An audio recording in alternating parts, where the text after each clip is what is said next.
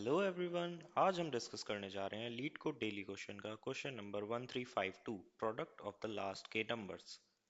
एक medium level का question है जिसमें बोला गया है कि design an algorithm that accept a stream of integer and retrieves the product of the last k integer of the stream. कुछ स्ट्रीम ऑफ नंबर्स आपके पास हैं, आपको लास्ट के इंटीजर का प्रोडक्ट देना है। आई थिंक जब कोई क्वेश्चन में प्रॉम्प्ट आएगा तब ही देना होगा। हमें एक प्रोडक्ट ओनर क्लास को इम्प्लीमेंट करना है जिसमें दो फंक्शन है, ऐड और गेट प्रोडक्ट। ऐड क्या करता है, जब भी वो वैल्यू स्ट्रीम में आती है उसको वो अपेंड कर देता है। वो अपेंड कहाँ करता है, वो आपके ऊपर डिपेंड करता है कि आप कौन सा डेटा स्ट्रक्चर यूज करने वाले हो। सिमिलरली गेट प्रोडक्ट एक के नाम का आर्गुमेंट रिसीव करता है और जो भी करंट लिस्ट आप मेंटेन कर रहे हो नंबर्स की, उनके लास्ट के एलिमेंट का प्रोडक्ट आपको रिटर्न करता है।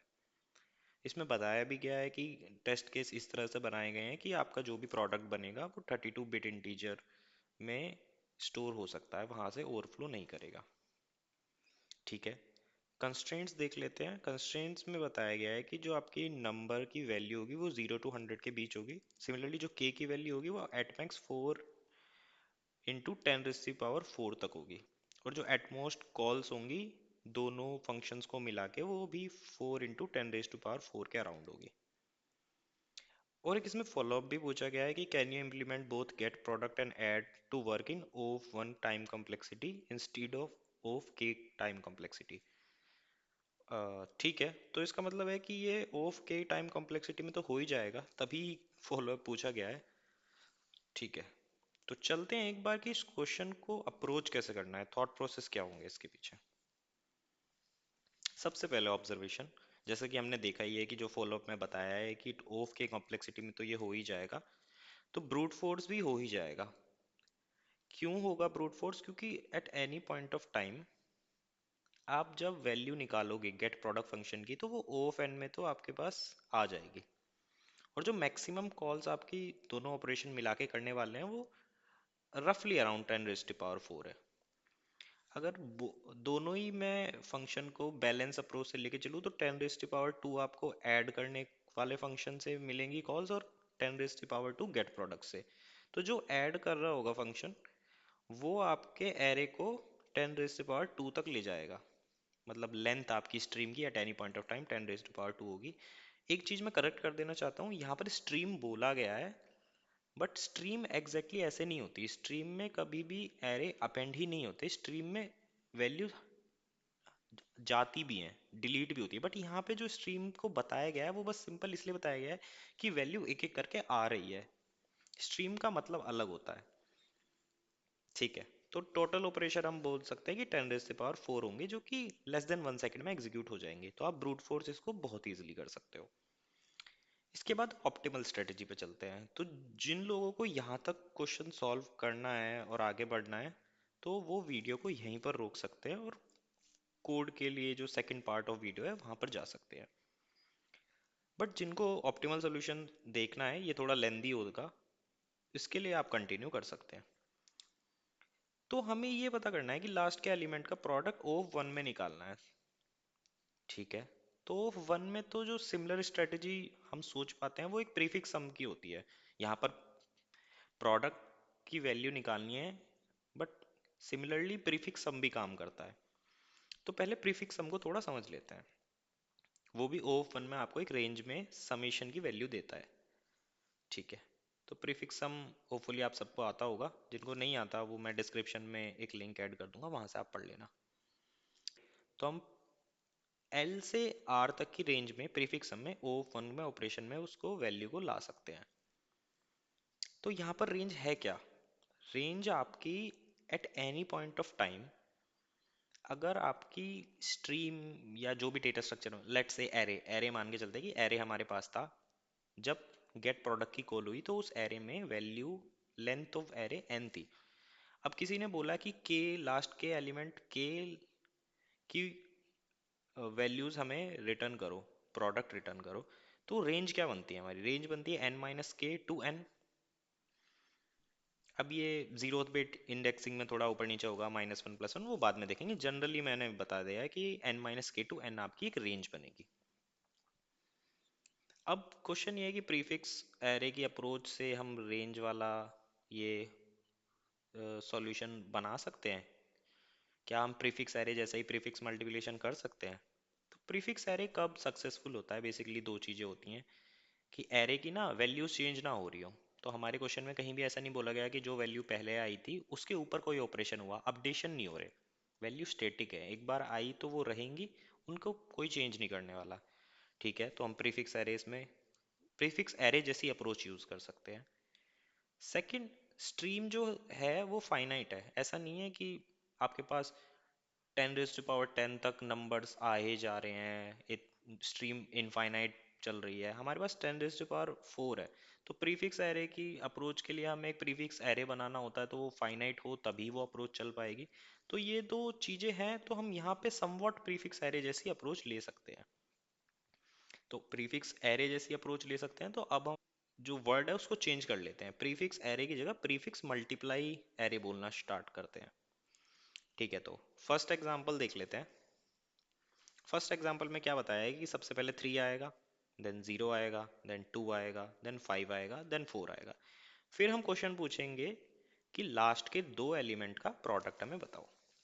तो अगर मैं सेम चीज यहाँ सिमुलेट करूँ, तो सबसे पहले 3 आया, कोई उससे पहले एलिमेंट था नहीं, तो प्रीफिक्स मल्टीप्लाई एरे में 3 ही रहेगा। देन 0 आया, 0 3 से मल्टीप्लाई होगा प्रीवियस एलिमेंट से, तो वो 0 ही बनाएगा। सिमिलरली जब 2 आया, 2 ने अपने प्रीवियस एलिमेंट्स की वैल्यू को पिक करा और उससे मल्टीप्लाई करा, तो ये भी 0 आएगा। सिमिलरली 5 और 4 के लिए भी 0 बनेगा। अगर आप इसको ऐसे नहीं समझ पा रहे हैं तो ऐसे लिख लेते हैं, 3 0 2 4 5 4। अगर मैं इसका प्रीफिक्स मल्टीप्लाई एरे बनाऊं, तो वो 3 होगा, फिर 3 इससे मल्टीप्लाई होगा, 0 होगा, फिर जो 2 आने वाला है वो इससे मल्टीप्लाई होगा और यहाँ पे करेगा 0, सिमिलरली 0 0 0। ठीक है, अब हमें क्या करना है, हमें लास्ट के दो एलिमेंट्स का प्रोडक्ट चाहिए। तो रेंज जो हमने डिफाइन करी थी n-k to n, तो यहाँ पर लेंथ कितनी है? यहाँ पर लेंथ है हमारे एरे की 5, तो 5 - 2 3, correct.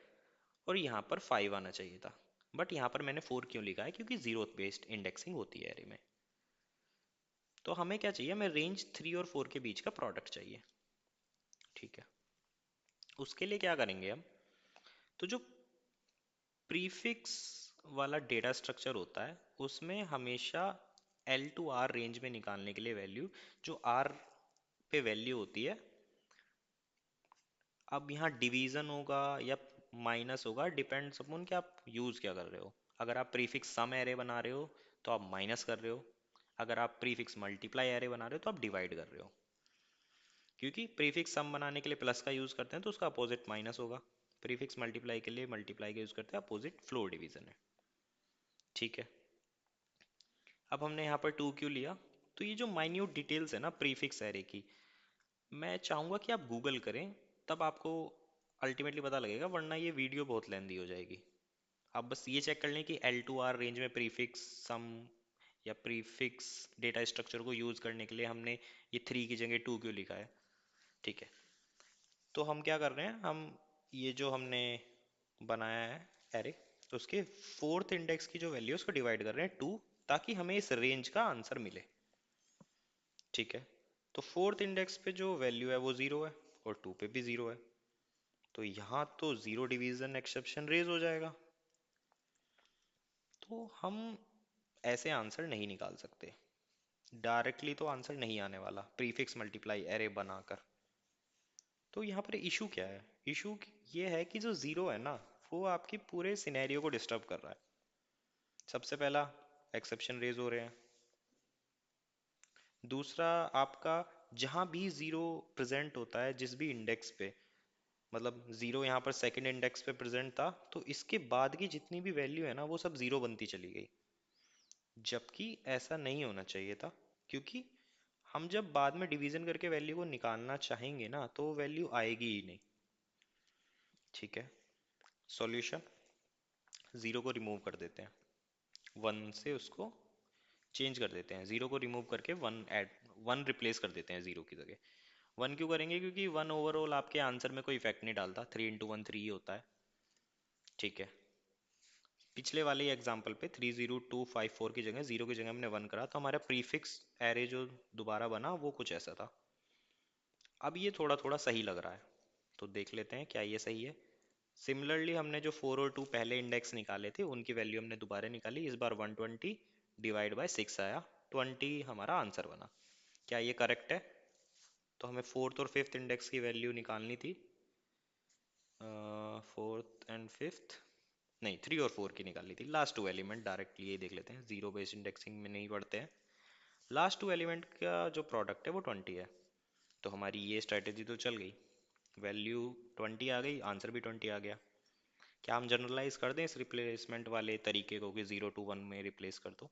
Answer is no. Change करते हैं क्वेरी को, फाइंड द लास्ट 4 एलिमेंट का प्रोडक्ट, सेम जो हमने प्रीफिक्स एरे बनाया था। तो हमारा जो रेंज बनेगी वो 5 और 5 - 4 - 1। ये मैं क्यों लिख रहा हूँ, ये वही आप गूगल करके देखना कि प्रीफिक्स एरे चलता कैसे है। आपके एलिमेंट बैठेंगे 120 डिवाइडेड बाय 3, आंसर आएगा 40। बट क्या लास्ट के 4 एलिमेंट आपका 40 बना रहे हैं? Answer is no. क्यों? क्योंकि आपके जो लास्ट के 4 एलिमेंट है ना, ये और ये, तो जैसे ही जीरो आएगा प्रोडक्ट तो जीरो हो जाना चाहिए था। तो लास्ट के 4 एलिमेंट 40 तो नहीं बना रहे, जीरो बना रहे हैं। बट ऐसा क्यों हुआ? क्योंकि हमने जीरो को वन से रिप्लेस कर दिया। तो हमारी एक सॉल्यूशन तो हो गया कि कुछ हद तक आंसर सही आएगा बट कभी कभी गलत भी आएगा। इसको ठीक करने के लिए क्या करें?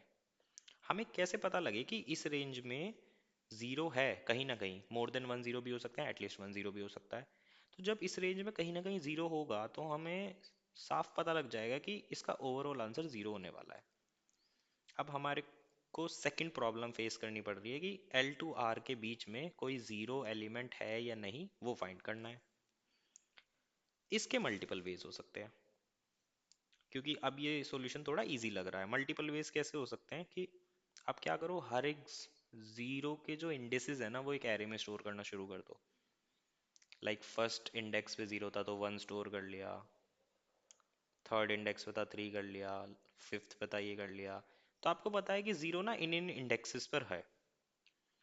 फिर आप क्या करो, वो सब इंडेसेस फाइंड करो जो जीरो, एल से बड़े इंडेसेस पिक करो जिन पर जीरो है।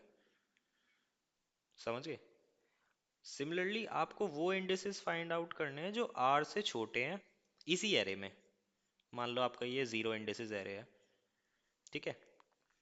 अगर इन दोनों इंडेसेस जो भी रिटर्न होते हैं यहाँ से इंडेसेस, उनमें कोई कॉमन वैल्यूज आपको आ रही है, तो इसका मतलब है कि हाँ जीरो प्रेजेंट है।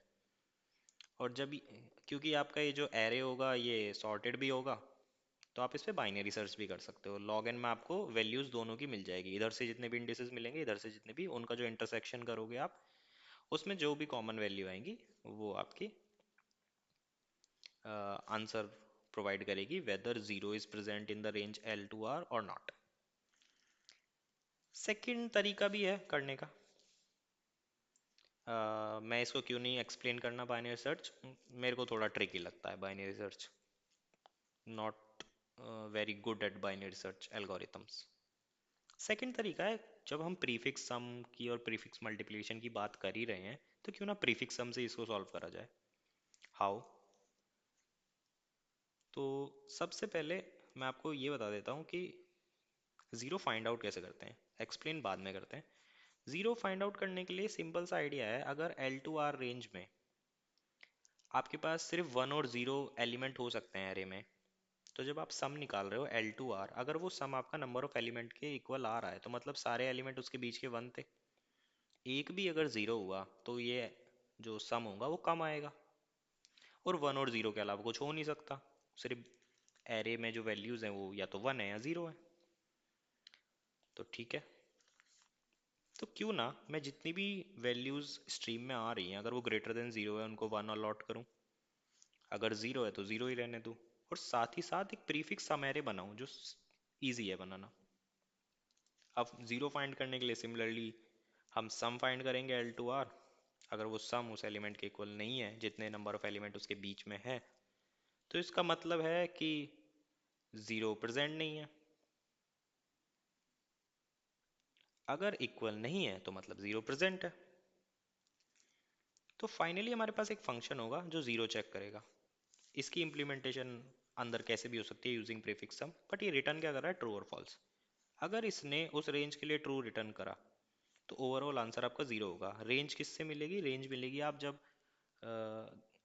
के वैल्यूज आपको जो मिलेगी ना लास्ट के, उससे आप रेंज निकालेंगे। उसमें अगर इस फंक्शन ने जीरो रिटर्न करा तो ट्रू रिटर्न करा तो आप जीरो रिटर्न करेंगे, फॉल्स रिटर्न करा तो आप प्रीफिक्स मल्टीप्लिकेशन एरे से आंसर निकालेंगे। प्रीफिक्स मल्टीप्लिकेशन एरे सिमिलर है जो अभी मैंने बताया, आर डिवाइडेड बाय एल। तो ओवरऑल यही अप्रोच रहेगी। अब ये अप्रोच आपकी ओफ वन कैसे हो रही है, इसमें सिंपल सा आंसर है कि जो आपका प्रीफिक्स सम से जो वैल्यू निकालते हैं हम रेंज की, वो ओफ वन ऑपरेशन में होती है क्योंकि एरे पे परफॉर्म हो रही है। सिर्फ लुकअप हो रहा है आरथ इंडेक्स का और एल्थ इंडेक्स का। सिमिलरली जो यहाँ पर ऑपरेशन परफॉर्म हो रहे हैं वो भी प्रीफिक्स मल्टीप्लिकेशन एरे पे हो रहे हैं, आर और एल इंडेक्स पे क्या वैल्यू है, और बस डिवीजन हो रहा है। तो दोनों ऑपरेशन जो हो रहे हैं वो ओफ वन है। तो आपका जो गेट प्रोडक्ट वाली कॉल है वो ओफ वन में आंसर रिटर्न कर रही है, और जो ऐड है वो अपेंड हो रहा है।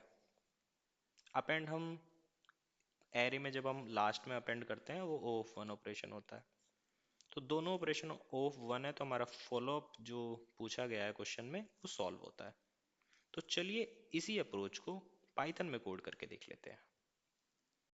तो चलिए जो हमने डिस्कस करा था उसको कोड कर लेते हैं। सबसे पहले हमें दो लिस्ट चाहिए होंगी पाइथन में। पहली लिस्ट जो प्रीफिक्स मल्टीप्लाई स्टोर करेगी, और दूसरी जो प्रीफिक्स सम स्टोर करेगी। ये जो सेकंड लिस्ट हमने ली है to find zeros in a range, इसलिए हमने इसको इनिशियलाइज करा है। नाउ फॉर एवरी एलिमेंट जो ऐड हो रहा है उसके लिए हमें इन दोनों लिस्ट में कुछ ऑपरेशन परफॉर्म करने होंगे। तो सबसे पहले जब हम मल्टीप्लाई वाली लिस्ट में ऐड कर रहे होंगे तो हमें पता होना चाहिए कि प्रीवियस मल्टीप्लायर, मतलब प्रीवियस कितना मल्टीप्लाई हो चुका है, मतलब समझ रहे हो एंड तक कितना मल्टीप्लाई होके वैल्यू आई है। तो प्रीवियस मल्टीप्लायर हम क्या मानेंगे कि जो self dot previous previous multiply minus one, मतलब लास्ट इंडेक्स पे जो वैल्यू है वो हमारी प्रीवियस मल्टीप्लायर बनेगा। कब, जब हमारे प्रीवियस मल्टीप्लाई की वैल्यू ग्रेटर देन वन होगी।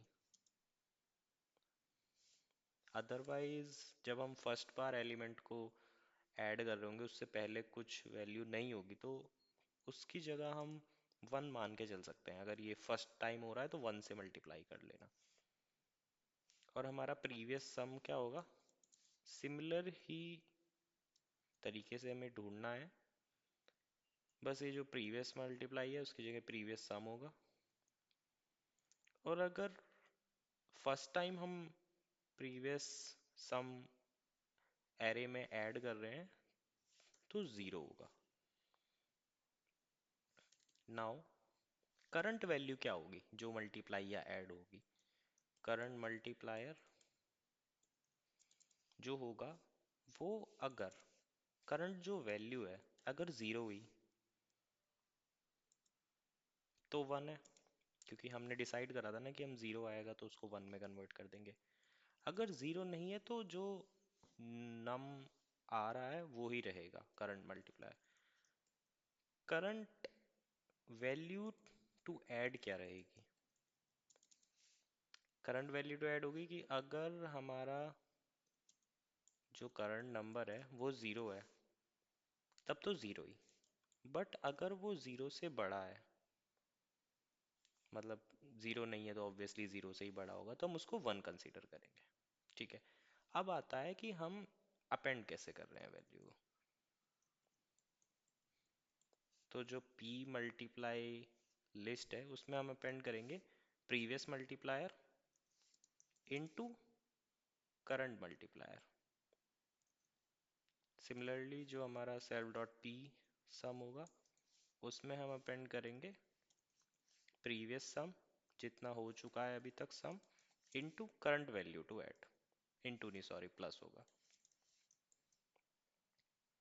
नाउ हमारा जो ऐड का ऑपरेशन था, पूरा फंक्शन था, वो कंप्लीट होता है, हमें कुछ रिटर्न नहीं करना है इसमें।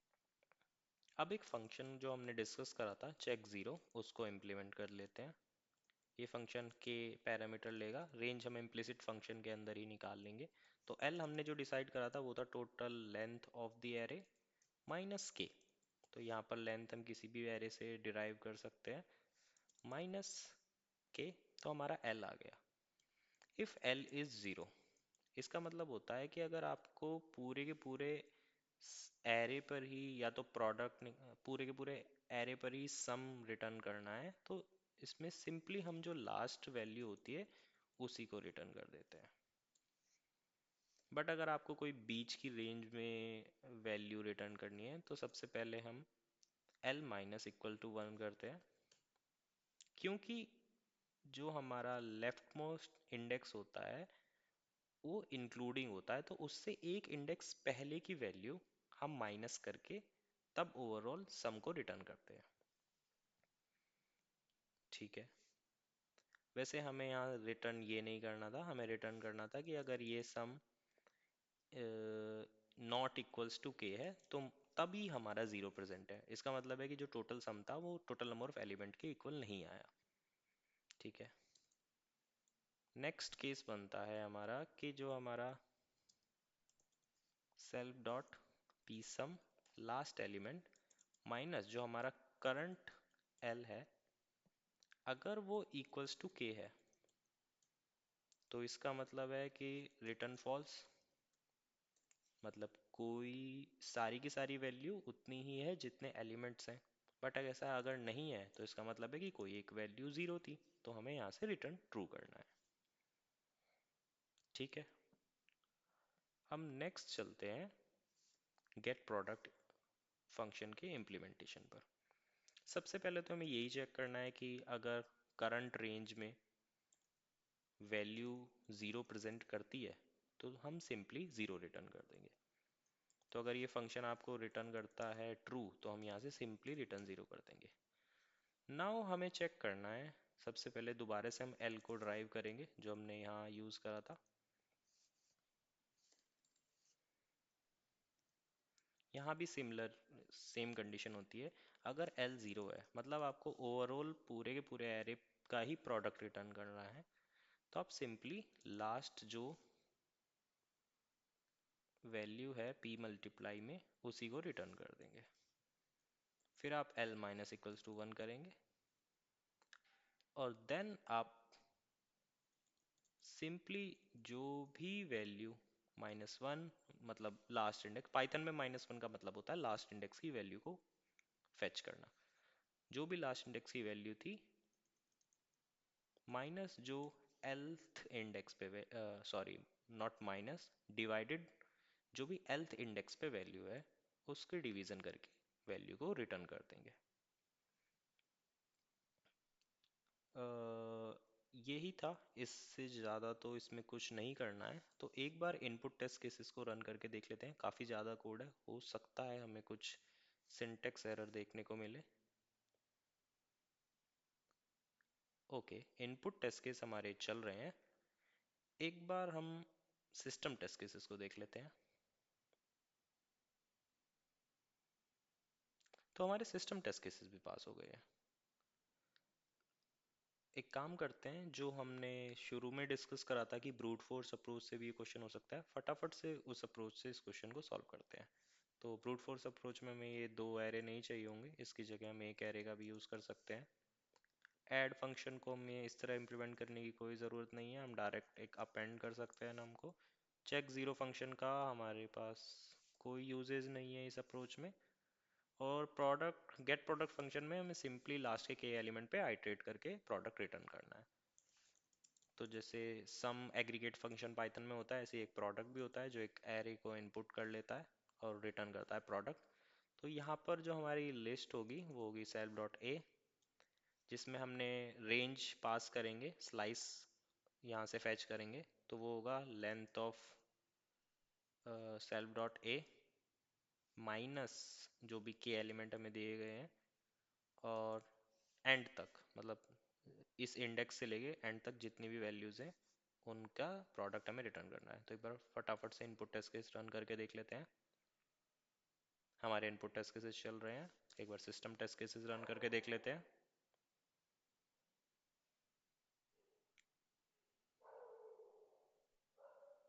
तो हमारे सिस्टम टेस्ट केसेस भी चल रहे हैं। तो इस वीडियो में इतना ही था। आई होप आपको थॉट प्रोसेस और अप्रोच को समझ के एक बेटर अंडरस्टैंडिंग मिली होगी कि ऐसे क्वेश्चंस को टैकल कैसे करना होता है। तो मिलते हैं किसी और वीडियो में, किसी और ट्यूटोरियल में। तब तक के लिए बाय बाय।